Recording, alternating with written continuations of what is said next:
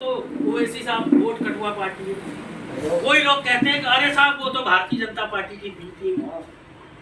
मैं आपसे पूछ सकता हूं कि यही कांग्रेस जब महाराष्ट्र में सरकार सिर्फ सेना के साथ बना सकती है, जो कट्टर हिंदुत्व पे चल रही थी, जो हिंदूवादी पार्टी थी, तो कम से कम आप मुझ पे उंगली उठाने का इल्जाम नहीं लगा सकते, क्योंकि काम आप भी तो वही कर रहे हो। और दूसरा मैं ये बताना चाहता हूं साथियों कि आप समझ लें, अभी रमजान के मौके पर असद साहब ने बहुत ही आप लोगों तक वीडियो आया होगा, वायरल हुआ होगा। उन्होंने बहुत क्लियर तरीके से रोजे की हालत में मेंबर रसूल पर खड़ा होकर उन्होंने कहा कि अल्लाह को और अल्लाह के रसूल को इनको हाजिर नाजिर करके मैं बता रहा हूं, न मैं किसी की ए टीम हूं, न किसी की बी टीम हूं, न वोट काटने के लिए आया हूं। ये हमारे दबे कुचले जो समाज है, हम इनके लिए, इनकी हिस्सेदारी, इनकी भागीदारी, इनके लिए हम काम कर रहे हैं, इसके लिए हम आए हैं। हम आपसे पूछना चाहते हैं साथियों, इस तरह की बहुत सारी बातें अल्हम्दुलिल्लाह जो भी ईमान वाले लोग हैं, जो मुस्लिम समाज से ताल्लुक रखने वाले लोग हैं, उनसे पूछना चाहता हूं, क्या मेंबर रसूल पर मस्जिद में खड़े होकर रोजे की हालत में जो आदमी ये सफाई दे रहा है, बात कर रहा है, मैं आपसे पूछना चाहता हूँ, क्या वो झूठ बोल सकता है वहां पर खड़े होकर? तो और कोई सफाई की जरूरत या किसी चीज की जरूरत है आप लोगों को? अब मैं आपसे ये कहना चाहता हूँ कि ऑल इंडिया मजलिस इत्तेहादुल मुस्लिमीन ग्वालियर चंबल संभाग में मैं कहना चाहता हूँ कि ठीक है, आपको लगता है कि यहाँ पर हमारा कोई भी समीकरण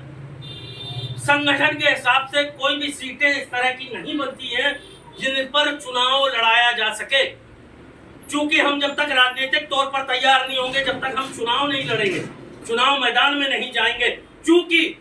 वहां पर वही जगह है जहां पर संसद भवन कहते हैं, जिसको विधानसभा कहते हैं, यहीं पर तुम्हारी तदबीरें और तकदीरें बनाई और बिगाड़ी जाती हैं, यहीं पर सारे कानून बनाए जाते हैं। जब तक तुम्हारा नुमाइंदा नहीं होगा, जब तक तुम जीत कर वहां नहीं पहुंचोगे या तुम्हारे साथ मिले हुए दल के लोग नहीं होंगे, तब तक तुम्हारे हक अधिकार की कोई दूसरा बात वहां नहीं करेगा।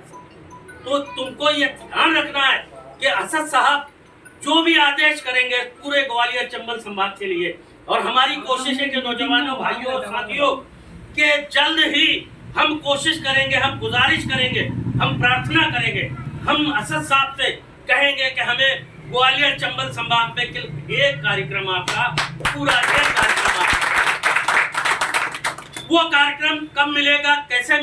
कैसे देंगे, ये हमारे असद साहब ही तय करेंगे और उन्हीं के ऊपर है। हमारा काम है कोशिश करना, इंशाअल्लाह जल्द कोशिश करेंगे जिससे आपके यहाँ एक कार्यक्रम हो। अब आ जाते हैं अपन साथियों के नौजवानों को, और आप सब लोगों को ये ध्यान में रखना है कि ना हम किसी की ए टीम है, ना किसी की बी टीम है, ना हम कोई वोट काटने वाले लोग हैं। हम वही पूछना चाहते हैं, क्या दलितों की पार्टी बहन कुमारी मायावती उत्तर प्रदेश में दलितों को चुनाव लड़ाकर बात कर सकती है? वहीं अखिलेश यादव की बात कर सकता? तो यहाँ हम तो दलित, आदिवासी, पिछड़ा समाज, मुस्लिम समाज, ऑल इंडिया मजलिस इत्तेहादुल मुस्लिमीन सारे समाजों को लेकर एक साथ चलने को तैयार है और आपके साथ कंधा से कंधा मिलाकर चलने को तैयार है। तो हम आपसे गुजारिश करने के लिए यहाँ आए हैं कि जब तक आप लोग अपना संगठन, अपना सिस्टम हर बूथ लेवल पर मजबूत नहीं बनाएंगे, तब तक आपको कोई पूछने नहीं आएगा। ध्यान रखना साथियों, जिस दिन आप एक एक पोलिंग बूथ, एक एक वार्ड, आपकी एक एक विधानसभा को आप तैयार कर अपनी ताकत बना लोगे, मैं दावे से कहने आया हूं कि यही कांग्रेस, यही भारतीय जनता पार्टी, जितने भी दल होंगे, तुम्हारी हिस्सेदारी कोई भी नहीं ले पाएगा। आपके चढ़ों में डालने के लिए उनको मजबूर होना पड़ेगा, क्योंकि असद साहब की पार्टी आपकी। साथियों, मैं बहुत कुछ और बताना और कहना चाहता था, लेकिन मैं चाहता हूं कि चंद बातें आप लोगों के बीच में मैंने इसीलिए बताई हैं क्योंकि आदरणीय रावण वर्मा जी हमारे बीच में यहाँ बैठे हुए हैं, जो कि हमारे दलित समाज से आते हैं। और हमारा जो अभी एक नेटवर्क चल रहा है पूरे मध्य प्रदेश में कि दलित समाज, आदिवासी समाज, पिछड़े समाज, सारे समाजों को एक प्लेटफॉर्म पे इकट्ठा किया जाए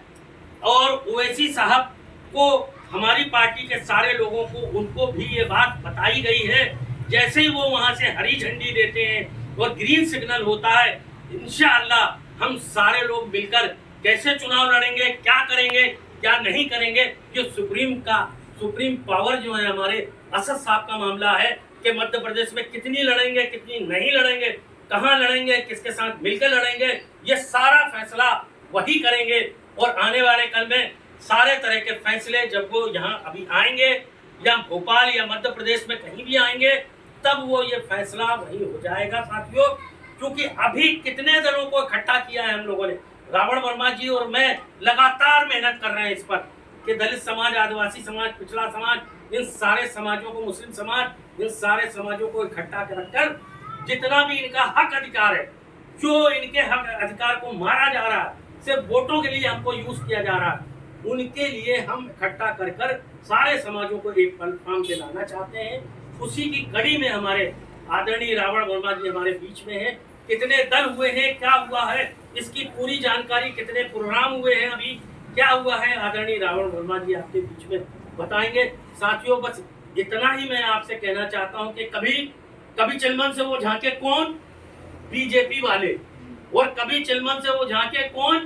कांग्रेस वाले, और लगा दो आग इस चिलमन को, अब ये झांके ना वो झांके। बहुत शुक्रिया।